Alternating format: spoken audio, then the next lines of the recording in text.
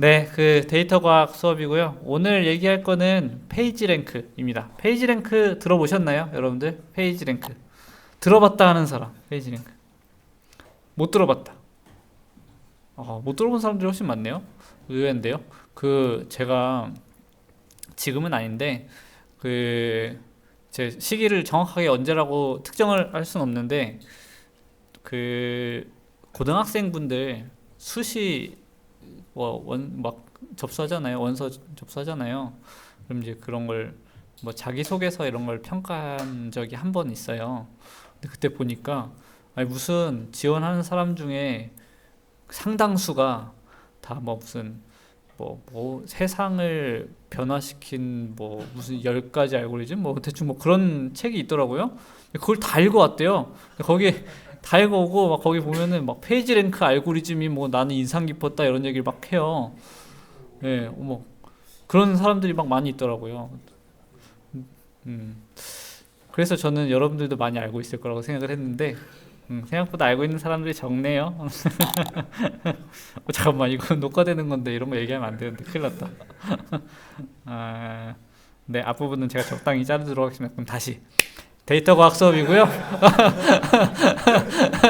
데이터 과학 수업이고요. 오늘 페이지 랭크 알고리즘을 다뤄보도록 할 겁니다.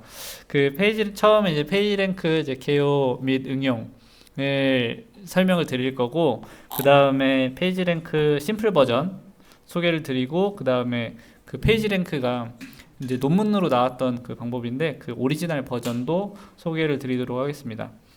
먼저 페이지 랭크는 여러분들도 아마 잘 아실 법한 굉장하신 두 분이 쓴 논문이에요. 누군지 아세요? 구글 창업자 아세요? 구글 창업자? 구글 창업자 두 명이 쓴 논문입니다. 레리 페이지와 세르게이 브린 그 두 분이서 쓴 논문이고, 요 뭐 더 페이지 랭크 사이테이션 랭킹 Bringing Order to the Web 뭐 이런 그 주제로 이렇게 쓴 그런 논문입니다. 근데 두 분이서 쓴 논문이고, 그 구글 검색 엔진의 아주 근간이 되는 그런 알고리즘이에요. 그래서 굉장히 중요한 알고리즘입니다. 그 구글에 굉장히 다양한 알고리즘들이 적용이 되는데 그 중에 단연 구글을 먹여 살린 알고리즘이 무엇이냐라고 하면은 페이지랭크 알고리즘이다라고 얘기할 수 있을 것 같아요. 이 페이지랭크 알고리즘이 하는 일은 그 웹페이지의 중요도를 측정을 하는 이제 그런 역할을 합니다. 웹페이지의 중요도가 왜 중요하냐면, 여러분들 검색 엔진을 언제부터 써보셨나요? 구글 뭐 네이버 언제부터 써보셨나요? 몇 년도부터 써봤어요?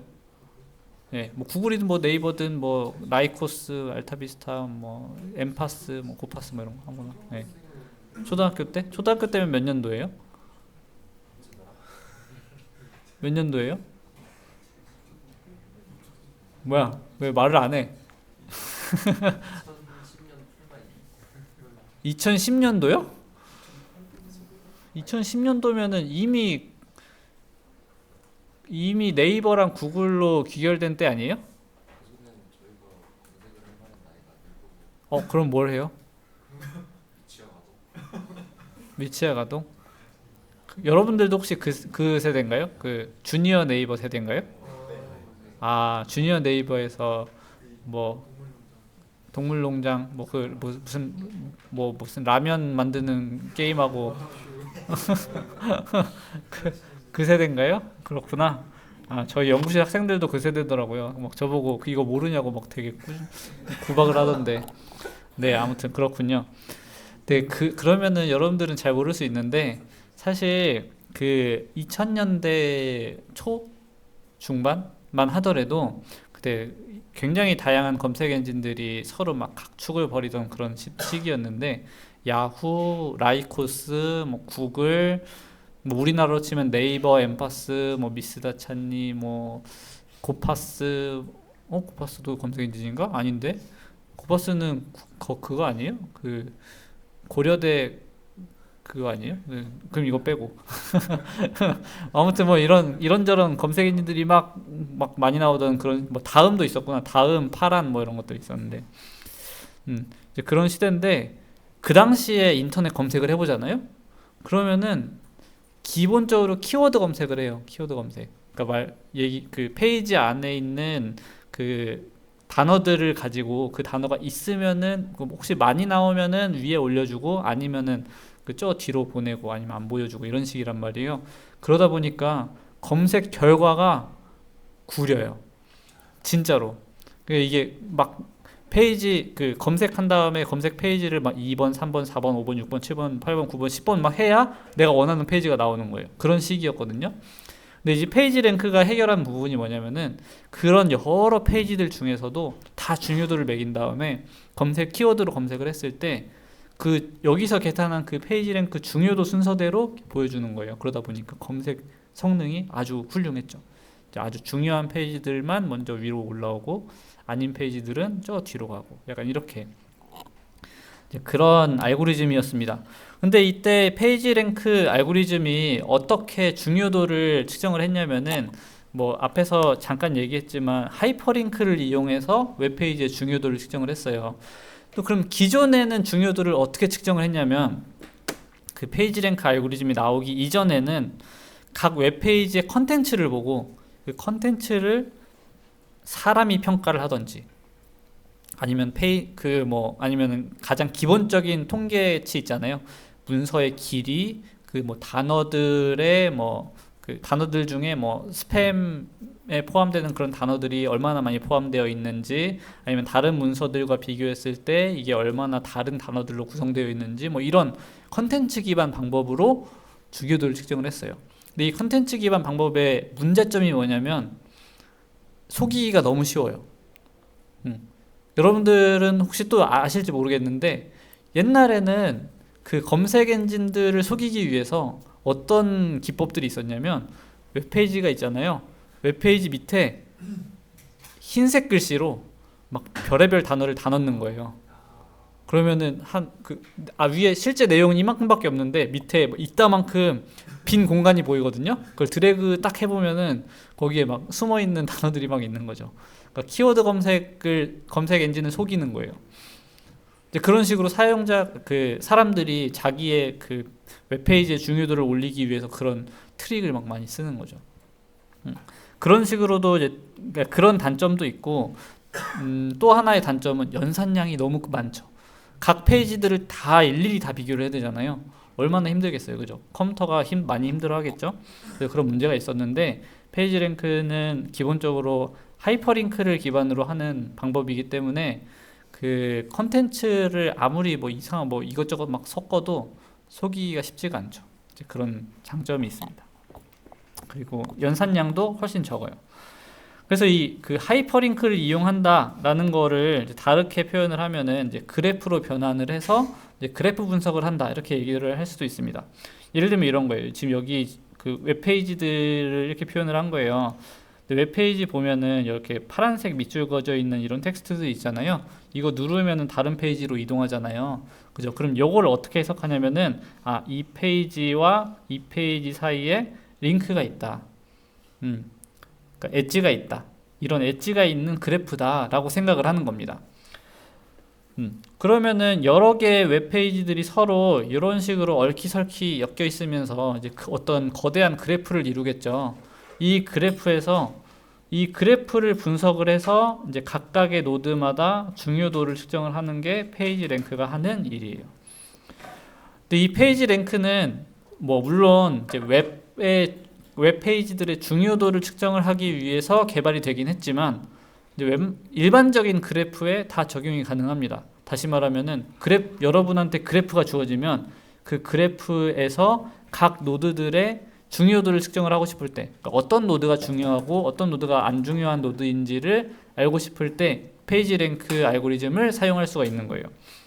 그래서 이제 모든 그래프에서 노드의 중요도를 측정할 때 페이지 랭크를 이용할 수가 있는데, 방금 전에 봤던 것처럼 웹페이지의 중요도를 측정을 할 때 이제 페이지들의 하이퍼링크를 활용해서 그래프로 만들어 놓고 이제 그때 웹페이지들 중요도를 측정할 수도 있고, 아니면 여러분들 인스타그램 많이 하시는데 인스타그램에서도 이제 팔로이 그 네트워크가 있잖아요. 그죠? 그것도 어떻게 보면은 거대한 하나의 그래프로 볼 수가 있는데, 그때 어떤 사람이 인플루언서인지 어떤 사람이 인플루언서가 아닌지를 예측하고 싶을 때 그럴 때 뭐 이런 페이지 랭크 알고리즘을 활용할 수 있을 것 같습니다. 그리고 뭐 생물학 그래프, 그러니까 생물학 네트워크, 뭐 컴퓨터 네트워크 이런 데서도 이제 각각의 노드의 중요도를 측정을 해서 뭐 단백질 조사를 한다거나 아니면은 뭐 디도스 공격을 탐지한다거나 뭐 이런 데 적용을 할 수가 있겠죠. 그래서 페이지 랭크 알고리즘은 일단 알아두면은 쓸모가 이래저래 좀 많습니다. 이제 그래프 분석을 하게 되면은 사실 저도 뭐 그 이제 어디 뭐 기업이나 이런 데랑 아니면은 그 외부 그 뭐 자문이나 이런 걸 할 때 그 네트워크 분석을 좀 많이 하거든요. 근데 네트워크 분석할 때 그냥 기본적으로 그냥 숨 쉬듯이 페이지 랭크는 한번 돌려보고 시작을 해요. 이제 그래프 분석할 때 그렇습니다. 그럴 정도로 굉장히 그 간단하면서도 굉장히 좋은 수치를 뽑아주는 그런 알고리즘이기 때문에 알아두시면 정말 좋습니다. 그럼 이 페이지 랭크는 그 하이퍼링크들을 통해서 어떻게 중요도를 측정을 하는가, 그 핵심 아이디어를 한번 살펴보도록 합시다. 핵심 아이디어는 뭐 결국 이제 링크 정보를 사용해서 페이지 랭크의 순위를 매기는 건데 두 가지 기준이 있어요. 하나는 링크를 많이 받으면, 그러니까 링크를 많이 주는 게 아니고 많이 받으면 높은 점수를 줍니다. 어떻게 보면은 당연한 것 같지 않아요? 보면은 웹페이지들에서 굉장히 다양한 페이지가 어떤 페이지를 하이퍼링크를 이렇게 달고 있어요. 그럼 이 페이지가 중요하니까 달고 있을 거 아니에요? 맞죠? 이제 그런 이제 직관이 담겨 있는 첫 번째 기준이 되겠고, 두 번째는 만약에 어떤 굉장히 중요한 페이지가 있어요. 그 중요한 페이지가 가리키고 있는, 그러니까 하이퍼링크를 달고 있는 어떤 페이지가 있으면은 이 페이지는 다른 페이지들한테 하이퍼링크를 안 달고 있다고 하더라도, 그러니까 하이퍼링크를 안 받고 있다고 하더라도 중요한 노드로 볼 수 있겠죠. 그래서 이 두 가지 기준으로 이제 점수를 매기는 그런 알고리즘이다 라고 이해해 주시면 좋을 것 같습니다. 근데 요거를 우리가 다른 시각으로도 볼 수가 있어요. 이 페이지 랭크 점수를 좀 다르게 해석을 할 수도 있는데, 뭐냐면은 이런 그래프가 주어지면 이 그래프를 떠도는 어떤 행인이 한 명이 있는 거예요. 이 행인은 이 그래프에서 나가는 간선으로만 이동을 할 수가 있는 그런 사람이라고 한번 가정을 해봅시다. 이 사람은 매번 그 간선을 따라서 왔다 갔다 하는 그런 사람이에요. 그럼 처음에 여기 있다가 뭐 이 간선을 따라서 여기로 왔다가, 그죠? 여기로 왔다가 그 다음에는 밑으로 갔다가 이번에는 이쪽이랑 둘 중에 하나로 갈 수가 있는데, 뭐 이 중에서 뭐 랜덤하게 그 동전 코인 딱 던져가지고 여기 이번에는 여기다 해서 이쪽으로 오고, 그 다음에 이쪽으로 오고, 그죠? 이쪽으로 오고 이쪽으로 있다가 왔다가 이렇게 왔다 갔다 할 거 아니에요, 그죠? 그럼 이때 노드의 방문 횟수를 우리가 카운트 해볼 수 있겠죠.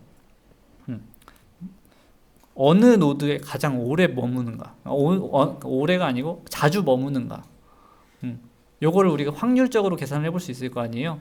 다시 말하 또 다르게 해석하면은 이 행인이 왔다 갔다 할 때 갑자기 딱 멈췄을 때 그 사람이 과연 어느 노드에 있을 것인가, 그 확률, 그 확률을 우리가 페이지 랭크라고 얘기를 할 수도 있습니다. 근데 요거를 잘 생각해 보면은 여러분들 웹페이지를 탐색을 할 때 어떤 페이지 하나 들어가서 쭉 읽은 다음에 어떤 링크를 눌러서 다른 페이지로 이동하고, 쭉 읽은 다음에 어떤 링크를 눌러서 다른 페이지로 이동하고, 이걸 계속 쭉 반복하잖아요. 어떻게 보면은 웹을 서핑하는 그 과정과 유사하다고 볼 수가 있겠죠. 이제 그때 과연 어떤 페이지에 이 사용자가 가장 오래 머무는가, 자주 머무는가, 그게 페이지 랭크 점수가 되겠습니다. 그래서 이 두 가지 기준으로 생각하시면 좋을 것 같고, 그러면은 이제 페이지 랭크의 심플 버전부터 살펴보도록 합시다. 네, 페이지 랭크는 다시 말하면은 노드의 점수를 매기는 그런 알고리즘이에요. 노드의 점수를 매기는 알고리즘인데, 그 점수를 어떻게 정의를 하냐면 이런 식으로 정의를 합니다. 이 오른쪽에 있는 식처럼 정의를 해요. 이 RJ는 이제 J번째 노드의 페이지 랭크 점수, 이 I는 I번째 노드의 페이지 랭크 점수, 이렇게 되는 겁니다. 요거를 그냥 요 왼쪽에 있는 그래프로 한번 예시를 들어보면은 이런 식입니다. 여기에 이제 노드 A, B, C, D가 있으니까 여기에 RA, RB, RC, RT가 있을 거 아니에요, 그죠? 그럼 요 페이지 랭크 점수는 어떻게 정의가 되냐면은 이런 식으로 정의가 됩니다. RA는 들어오는 그 얘네들도 RB, RC, RD가 있는데 여기 보면은 RB 같은 경우에는 지금 나가는 간선이 이렇게 두 개잖아요. 그죠? 그러면 이쪽으로 갈 확률이 2분의 1이고 이쪽으로 갈 확률이 2분의 1인 거잖아요. 그죠? 그러니까 다시 말하면은 간선이 두 개니까 2분의 1 확률로 이제 쪼개지는 거죠. 그래서 여기에 들어오는 그러니까 요 A 기준으로 요 들어오는 쪽에서는 이 RB에다가 2분의 1을 곱해서 들어오는 거예요. 요 D에서도 2분의 1을 곱해서 들어오고 C에서는 그냥 그대로 들어오고 그래서 RA는 2분의 1 RB 더하기 요 C 먼저 1 곱하기 RC 더하기 2분의 1 RD 이렇게 되고요. RB도 보면은 B 같은 경우에는 들어오는 간선이 요거 하나밖에 없잖아요. A에서부터 들어오는 거밖에 없잖아요. 그래서 근데 또 A는 마침 이쪽으로 또 보내는 거 하나밖에 없으니까 RB는 RA랑 같다. 이렇게 되는 거고 RC는 얘 같은 경우에는 RD에서 2분의 1로 쪼개져서 이렇게 들어오는 거니까 2분의 1 RD 이렇게 되죠. 그 다음에 RD는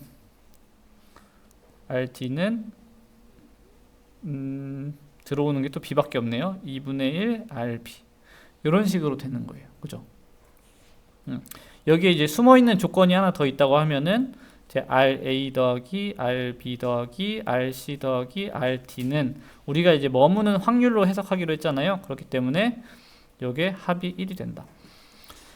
네, 이런 식으로 정의를 할 수 있을 것 같습니다.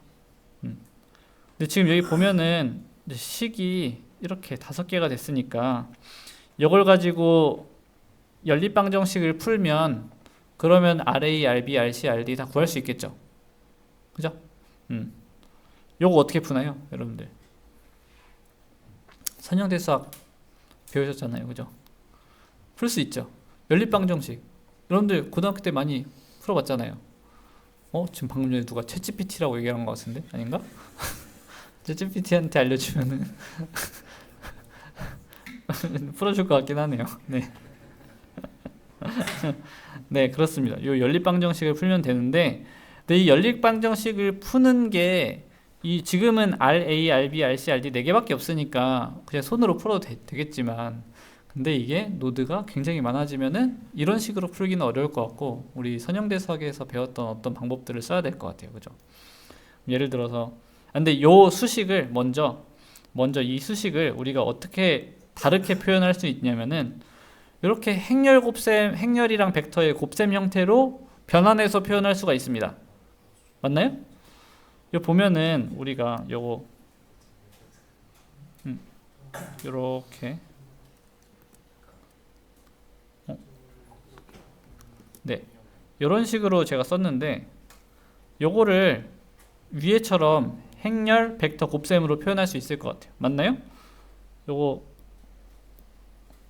지금 보면은 요거랑 이렇게 곱하면은 이게 RA가 되는 거잖아요. 요걸 다시 전개를 해보면은 RA는 0 곱하기 RA 2분의 1 곱하기 RB 그죠? 더하기 RC 더하기 2분의 1 RD 이렇게 되잖아요. 맞죠? 이게 이렇게 되잖아요. 그렇기 때문에 지금 여기에 있는 식이랑 정확하게 동일해요. 맞죠? 그래서 우리가 이런 연립방정식을 이렇게 매트릭스, 벡터, 곱셈 형태로 변환할 수가 있습니다. 이렇게 표현할 수가 있어요. 그럼 이때 이 행렬이 의미하는 게 뭐냐? 이 행렬이 의미하는 게 뭐냐면은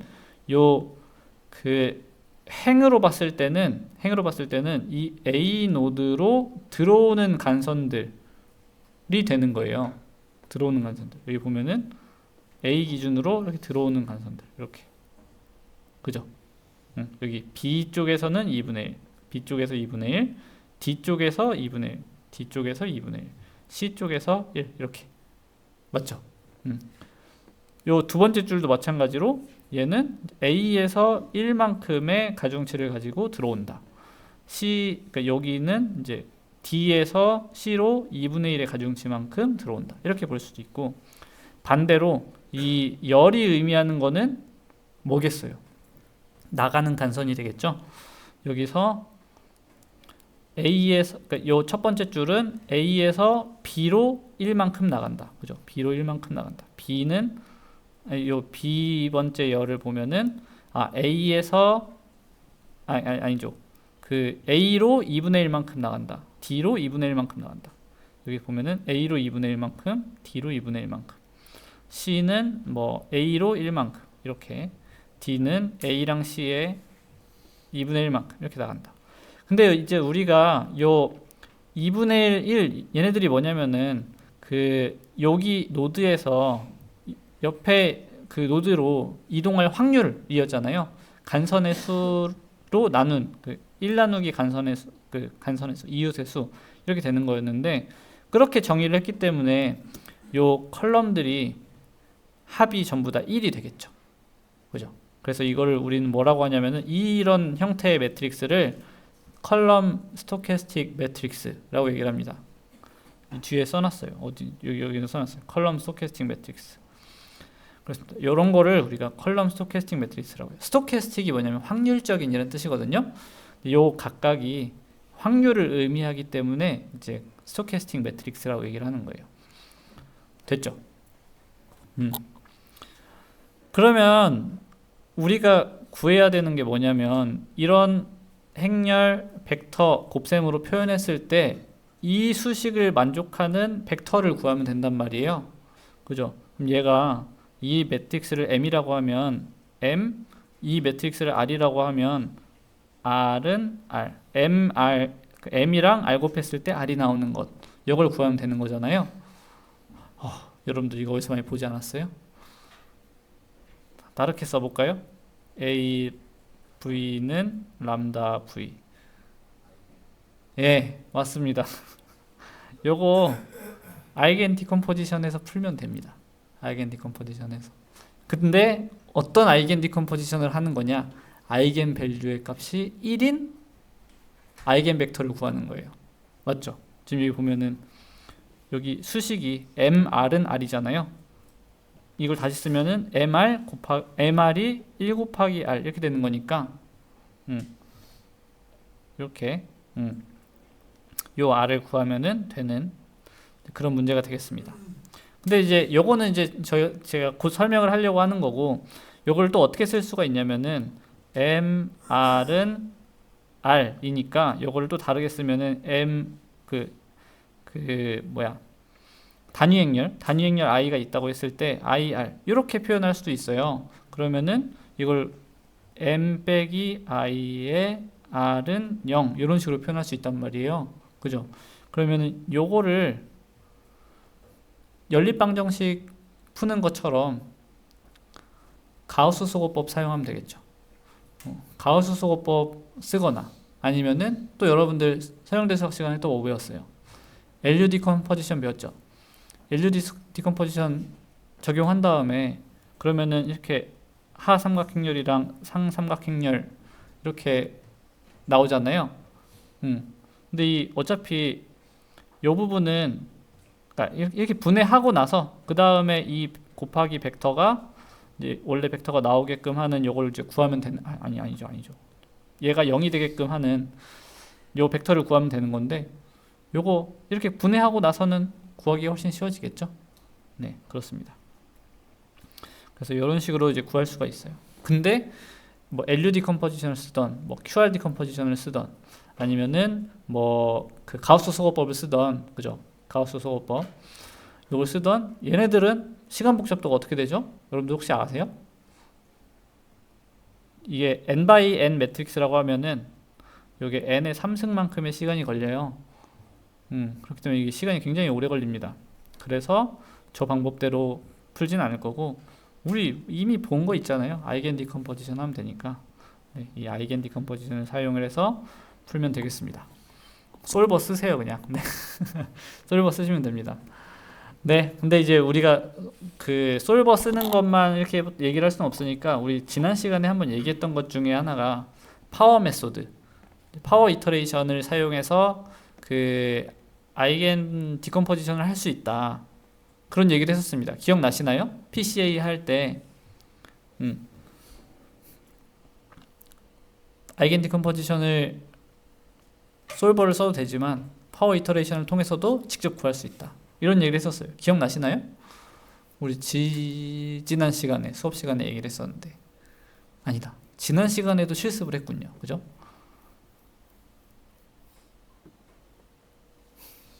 다 까먹으셨어요? 괜찮아요? 제가 또 설명드릴게요. 네. 네, 보겠습니다. 지금 여러 매트릭스가 있잖아요. 그죠? 여러 매트릭스가 있는데 여기 이제 벡터가 있어요. 이 벡터를 처음에 뭐 랜덤으로 초기화를 하든 아니면은 여기 전체 합이 1이 되게끔 하는 그냥 뭐 다 값을 전체 개수가 4개니까 뭐 4분의 1, 4분의 1, 뭐 4분의 1, 4분의 1 뭐 이런 식으로 초기화를 하든 어쨌든 벡터를 초기화를 해 놓습니다. 벡터를 초기화를 해요. 그럼 이 매트릭스랑 이 벡터랑 곱하면 그럼 어떤 값이 나올 거 아니에요? 그죠? 요거를 다시 여기다 넣어주는 거예요. 그래서 요걸 또 곱셈을 한 다음에 계산해서 나온 결과가 있으면은 걔를 다시 여기다 넣어줘요. 결과 나오면은 또 넣어줘요. 결과 나오면은 또 넣어줍니다. 요거를 계속 반복하면은 결국에는 수렴하게 돼 있어요. 근데 요게 그 순서대로 그 값들을 한번 써보면 이런 식으로 나옵니다. 처음에 그 4분의 1, 4분의 1, 4분의 1, 4분의 1로 초기화가 돼 있을 때 여기다 넣어준 다음에 계산을 해보면은 그럼 0.5, 0.25, 0.13, 0.13 이런 식으로 계산이 됩니다. 그럼 얘를 여기다 넣어주면은 또 그 다음에 이렇게 계산이 돼요. 얘를 또 여기다 넣어주면은 이렇게 계산이 되고 요거 잘못된 것 같아요. 요거랑 똑같이 나왔네요. 이거 제가 잘못 쓴 것 같아요. 요거는 무시하고 아무튼 그 다음 게 나오고 다음 게 나오고 다음 게 나오고 이렇게 나오는데 이거를 끝까지 반복을 해보면 어느 순간에는 값이 변하지 않고 요대로 고정이 되게 됩니다. 다시 말하면 수렴돼요. 그럼 우리가 얘기할 수 있는 거는 요게 이 RA, RB, RC, RD의 페이지 랭크 점수다. 이렇게 얘기를 할 수 있습니다. 근데 이게 이렇게 구하면 되고요. 이렇게 구하면 되는 이유가 뭐냐면은 그 파워 메소드를 사용하면 여러분들 기억하실지 모르겠는데 어떤 매트릭스가 있을 때 이 매트릭스의 고유 벡터랑 고유 값은 여러 쌍이 존재하는데 그 중에서 어떤 벡터가 구해지냐면 그 아이겐 밸류 값이 가장 큰 아이겐 벡터가 구해집니다. 맞아요? 네, 그렇습니다. 그렇게 얘기를 했었거든요. 그래가지고 우리 지난 실습할 때 가장 큰 거 구한 다음에 전체 매트릭스에서 그 성분 뺀 다음에 또 구하고 성분 뺀 다음에 또 구하고 이렇게 반복해서 했었잖아요. 근데 우리는 그 다 구할 필요는 없고 그 라지스트 아이겐 밸류에 대한 아이겐 벡터만 구하면 되는데 여기서 얘기하고 싶은 거는 이 파워 메소드를 그냥 적용하면 되는 이유가 뭐냐면 라지스트 아이겐 밸류가 무조건 1이에요. 무조건 1. 그러니까 컬럼 스토캐스틱 매트릭스 M에 대해서 이 매트릭스 M의 라지스트 아이겐 밸류는 무조건 1입니다. 무조건 1이에요. 그렇기 때문에 그냥 파워 이터레이션 적용하면은 그때 나오는 그 벡터가 우리가 원하는 그 페이지 랭크 점수가 되는 겁니다. 그런 것 같아요? 네. 요건 또 왜 그런지를 설명을 드릴 수가 있는데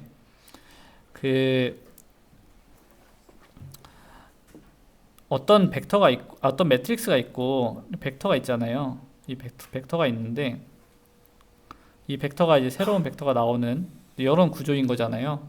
근데 여기에 예를 들어서 어떤 람다 벡터라고 한번 가정을 해봅시다. 람다 벡터. 이 람다 값이 뭔지 몰라요. 근데 여기가 지금 컬럼 스토캐스틱 매트릭스란 말이에요. 다시 말하면 각 컬럼마다 합이 1이에요. 그죠? 근데 여기 보면은 여기 값을 계산할 때 어떻게 계산하냐면은 얘랑 얘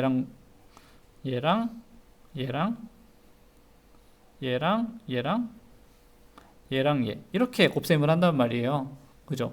그러면은 여기 다시 요 값을 계산할 때는 얘랑 곱해집니다. 맞죠? 얘는 여기 있는 애들이랑 곱해져요. 맞죠? 그럼 다시 말하면 여기에 이제 RA 값이 있었을 텐데, 그죠? 여기에 RA 값이 있었을 텐데, 이 RA 값은 그 전체 통틀어서 그 앞에 붙는 개수가 1이 되는 거 맞아요? 그러니까 여기 그러니까 다시 말하면 요 RAR 그러니까 얘네들을 다 합하면 여기 있는 애들 다 합하면은 얘가 결국에는 RA 더하기 RB 더하기 RC 더하기 RD가 됩니다. 네, 맞아요? 네, 여기 있는 거 다 합하면. 근데 여기 앞에 있는 애들도 다 더해도 RA 더하기 RB 더하기 RC 더하기 RD가 되잖아요. 그 말은 지금 여기에 우리가 이렇게 곱해서 이렇게 곱했을 때 이게 람다 얘가 되는 거를 기대하고 있는데, 근데 여기에 결과가 여기 있는 벡터의 그러니까 여기에 있는 값들의 합이 여기 있는 값들의 합과 동일할 수밖에 없잖아요. 그렇기 때문에 이 람다는 1일 수밖에 없는 거예요. 그죠? 그래서 라지스트 아이겐 밸류가 1일 수밖에 없다. 그렇게 얘기를 할 수 있을 것 같아요. 네. 그리고 지금은 뭐 여기에 막 뭘 써놨는데 사실은 그냥 RK 더하기 1 요거는 이제 K 더하기 1번째 랭크를 의미하는 거예요. 그냥 이렇게 씁시다. RK 더하기 1 아닌데 K 더하기 1 이렇게 쓸까요? 좀 뭔가 별로 안 좋은데 아무튼 요게 의미하는 거는 그 K번 반복했을 때 그러니까 얘가 이제 K번 반복 연산을 했을 때의 그 랭크 값 그 랭크 벡터를 의미하는 건데 M 곱하기 랭크를 하면은 이제 그 다음 랭크가 나온다. 요거를 계속 반복해서 계산하는 거다. 그걸 수식으로 표현을 한 건데, 근데 이제 뒤에서도 잠깐 뒤에서 설명을 하겠지만 이게 결국 곱하면 다시 여기 있는 애들의 합이 1이 되거든요. 그러니까 무조건 보면은 다 여기 있는 애들의 합이 다 1이 돼요. 근데 어떤 경우에 한해서는 이 합이 1이 되지 않는 경우도 있습니다. 그게 어떤 경우냐면은 그 그래프에 지금 보면은 그래프가 어쨌든 간에 어떻게든 계속 흐를 수가 있잖아요. 이렇게. 그죠? 계속 흐를 수가 있는데 그렇기 때문에 얘 같은 경우에는 그 이 행렬로 변환을 했을 때 각 컬럼이 무조건 1이 돼요. 각 컬럼의 합이. 그런데 만약에 여기에 뭐 이런 식으로 엣지가 하나 있었다고 가정을 하면은 얘는 받기만 하고 내보내는 애가 없잖아요. 얘가 만약에 E라는 노드라고 하면은 E라는 노드는 컬럼이 내보내는 거니까 여기는 그냥 다 0으로만 이렇게 채워져 있습니다. 0 이렇게. B가 1이고 0 아니 B 3분의 1이 되겠네요. 여기는 그러면 3분의 1, 3분의 1, 3분의 1 이렇게 되는데 이런 식으로 돼요. 그죠? 이런 식으로 컬럼의 합이 1이 아닌 0이 되는 이런 경우가 생기는데 이러면은 요 전체 합이 점점 줄어들어서 나중에는 0이 되거든요. 그런 경우를 방지하기 위해서 요 그 크기로 나눠주는 그런 일을 하고 그렇게 해서 이제 정규화를 하는 이제 다시 말하면은 여기 랭크의 값이 여기 계산한 랭크의 값이 합이 1이 되게 만들어주는 그런 과정을 거치고 있습니다. 제가 앞분반에서 제가 설명을 하나 잘못한 게 이게 L2로 이제 하는 게 일반적이라고 얘기를 했었는데 그게 아니고 L1으로 하는 게 일반적입니다. 다시 말해 정정을 하겠습니다. 여기에 어쨌든 그 안에 있는 값들의 합이 1이 되게끔 정규화를 하는 과정이 들어간다. 네, 여기까지가 심플 버전인데 어때요? 여러분들 좀 이해 잘 되시나요? 어려워요 혹시? 괜찮아요? 지금까지는 괜찮다 하는 사람 혹시? 괜찮다. 지금 포기했다. 난 영상을 보겠다. 뭐라고 할게요? 아 그래요? 아니 잘 모르겠다. 질문 없어요? 잘 모르겠다. 잘 모르겠다. 다 이해했다. 얼추 이해했다. 수업을 안 듣고 있다. 수업을 듣고 있지만 잘 모르겠다. 아이씨, 다들 이렇게 오늘따라 이렇게 소극적이에요, 여러분들.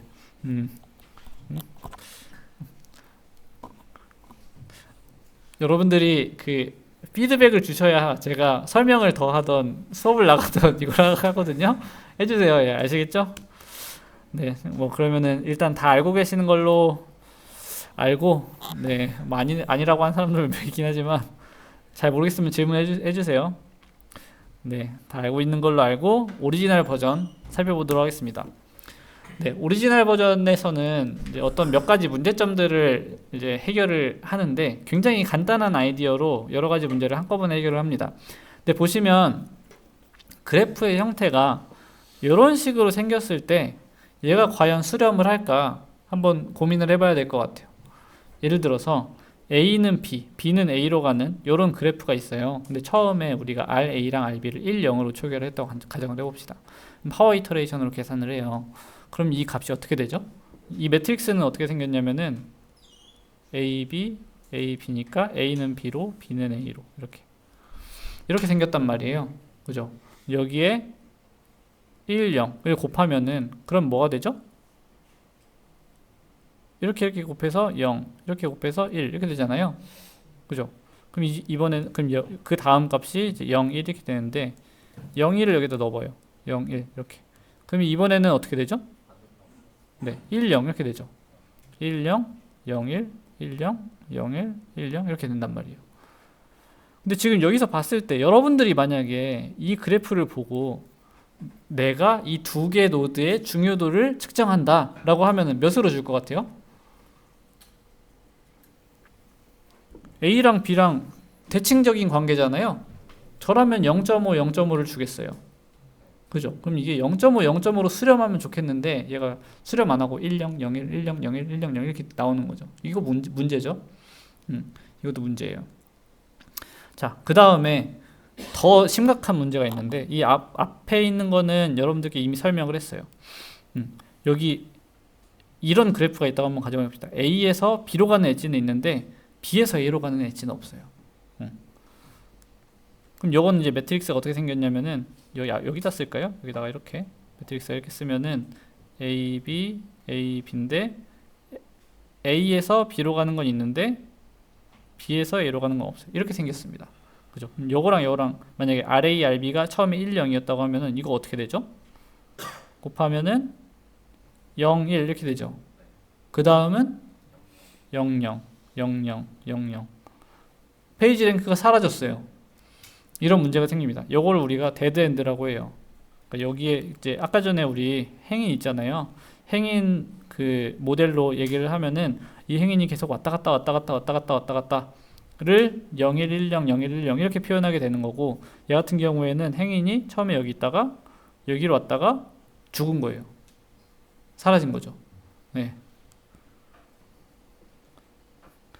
그런 상황이 되는 겁니다. 데드엔드는 페이지 랭크를 없앤다. 그리고 이런 경우도 있어요. 어떤 그 A 노드가 있는데 이 A 노드는 이제 B로 가는 엣지가 하나가 있고 B 노드는 자기 자신으로만 계속 도는 거예요. 이런 경우에는 어떻게 되죠? 이거는 행렬이 어떻게 생겼냐면은 이렇게 생겼습니다. 맞죠? 0도 B로, A도 B로, B도 B로 이렇게 가는. 얘를 해보면은 1, 0 얘가 곱셈 한번 하면은 0, 1이 되고 그 다음에는 계속 0, 1, 0, 1, 0, 1 이렇게 돼요. 그죠? 근데 이거는 뭐 문제가 아니라고 할 수도 있지만 이제 문제인 게 뭐냐면 결국에는 예를 들어서 전체 거대한 그래프가 한번 있다고 가정을 해볼게요. 거대한 그래프가 있는데 근데 이런 식으로 뭐 이렇게 자기 네트워크끼리만 뭐 사이클이 있고 아니면 뭐 이런 식으로도 상관없어요. 외부로 나가는 어떤 그 전체 엄청 큰 그래프가 있는데 여기로 들어오기만 하고 나가지 못하는 이런 그래프가 있을 수 있잖아요.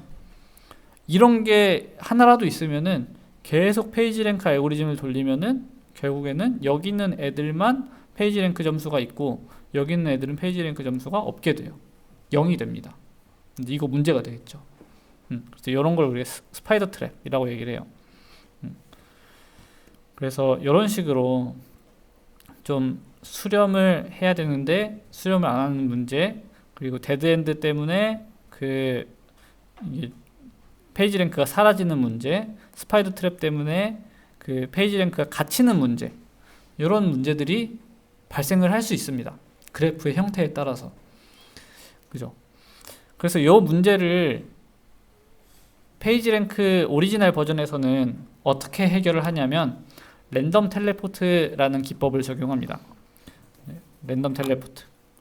얘는 뭐냐면은 그냥 행인으로 설명을 또 해볼게요. 이 행인이 이 엣지를 따라서 이렇게 이동을 하잖아요. 그죠? 이동을 하잖아요. 이동을 할 때 랜덤하게 모든 노드들 중에 하나로 일정 확률로 텔레포트를 하는 거예요. 그럼 얘가 여기 있다가 갇혔어요. 갇힌 다음에 다시 뿅 하고 여기로 갈 수도 있는 거죠.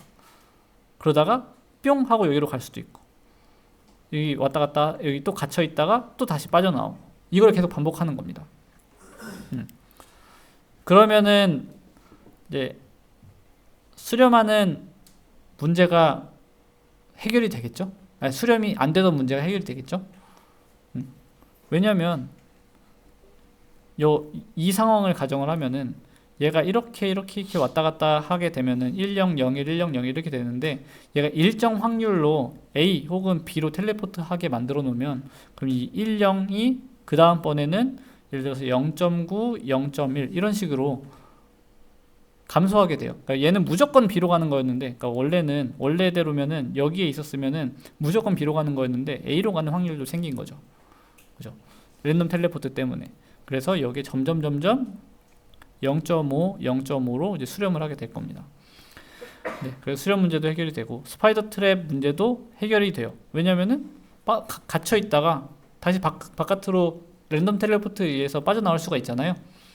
그리고 데드엔드 문제도 해결할 수가 있는데, 요거는 조금 트리키하게 해결이 되는데, 만약에 데드엔드로 빠졌어요. 그러면은 여기서는 이제 무조건 다른 곳으로 텔레포트를 하는 거죠. 사망하지 않고 대신에 다른 곳으로 무조건 텔레포트하게, 이렇게 이런 식으로 우리가 조정을 할 수 있겠습니다. 됐죠? 네. 근데 이걸 우리가 수식으로 쓰잖아요. 굉장히 간단해집니다. 안 간단한가? 간단하죠? 네. 제가 여기 앞에 요거를 좀 잘못 썼는데, 여기 특정 확률이 이게 베타가 아니고 1-베타입니다. 네. 아무튼 요 수식과 맞추려고 하면 그래요. 이제 우리가 원래 어떤 노드가 있으면 이 노드의 페이지 랭크 점수 RJ는 어떻게 측정을 했었냐면은, 원래는 RJ는 A 나누기, 그러니까 RA 나누기 DA 더하기 RB 나누기 DB 더하기 RC 나누기 DC, 이렇게 계산을 했었습니다. 맞죠? 여기서 DA가 의미하는 거는 어떤 A가 있으면은 이 A가 나가는 엣지가 4개면은 이 DA는 4인 거예요. 그러니까 디그리죠, 디그리. 네이버의 수, 그러니까 아웃 엣지들의 수를 이제 DA라고 하는 겁니다. 그렇게 했을 때 이런 식으로 계산을 했었어요. 그죠? 그러면은 이번에 새로 계산하는 방법은 뭐냐면은, RJ는 여기에 가중치를 주는 겁니다. 베타만큼 가중치를 줘요. 여기다가. 그리고 1-베타 곱하기 전체 노드의 수 n개 분의 1, 이렇게.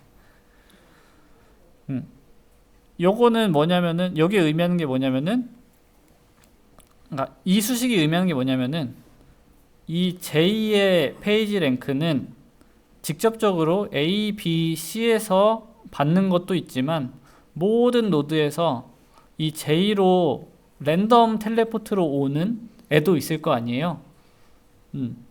그죠?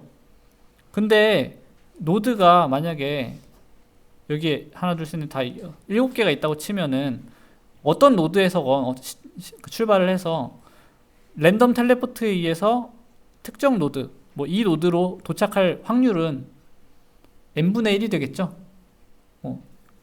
왜 이래? 네, n개 중에 하나로 텔레포트가 될 테니까, 그렇기 때문에 이 n분의 1을 더해주는 거예요. 그래서 RJ가 수식이 이렇게 바뀌게 됩니다. 요게 그냥 랜덤 텔레포트를 반영한 거예요. 이게 끝이에요.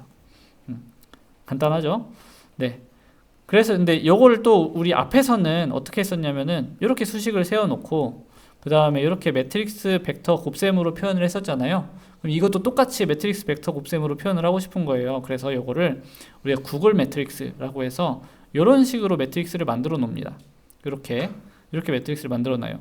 요 행렬은 여기 있는 그래프를 컬럼 스토캐스틱 매트릭스로 만들어 놓은 거고, 그죠? 요건 그대로 A는 B, C로 가니까 여기 2분의 1, 2분의 1에서 이제 A, B, C 2분의 1, 2분의 1 이렇게 만든 거예요. 앞에서 봤던 것처럼 똑같이 만들어 놓고, 요 뒤에 있는 건 뭐냐면은, 요 뒤에 있는 그러니까 여기 앞에서 봤을 때 요 뒤에 있는 수식을 반영하기 위해서 이렇게 만들어 놓은 거죠. 여기 0.2 곱하기 0.8, 0.2가 의미하는 건 얘가 베타, 얘는 1 마이너스 베타인 거고, 여기 그냥 요거랑 똑같은 크기의 행렬을 만드는데 값들이 모두 그냥 그 n분의 1로 채워져 있는 거죠.